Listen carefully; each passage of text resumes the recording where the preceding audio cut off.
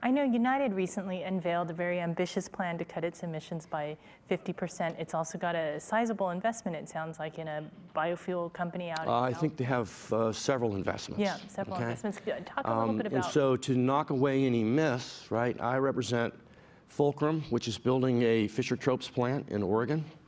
Pardon me, that's Red Rock. Fulcrum, which is building a municipal solid waste cellulosic plant in Nevada. And Ensign, who is just completing a 10 million gallon plant in Quebec, which is a pyrolysis oil that can be upgraded into jet fuel. So the technologies are moving. The people that I represent every part of the commercial chain.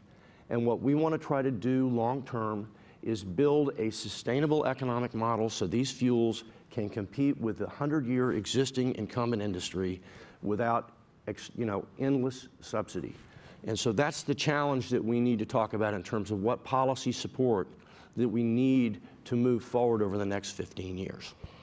Yeah, I know at Honeywell, we've actually been very engaged in what you can do with biofuels to power aviation, and our Honeywell Green Jet Fuel actually has been used by United and Qantas and others. It's a drop-in replacement, so chemically the properties are similar to Jet A or the same as Jet A, so there's no modification required to the aircraft itself in order to enable using those types of biofuels.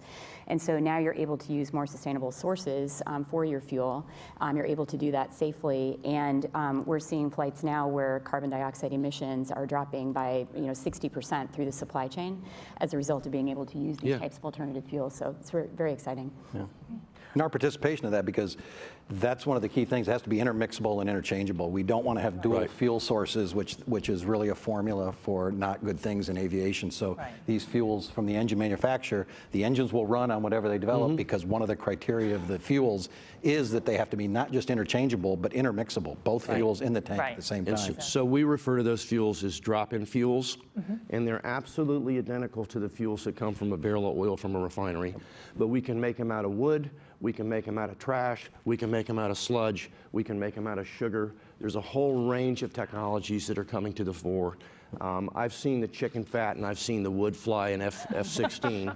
And so these are really cool novel technologies, but we need to have consistency around the renewable fuel standard. And you all need to be concerned as consumers that we do the right thing for the world and the United States relative to climate change moving forward.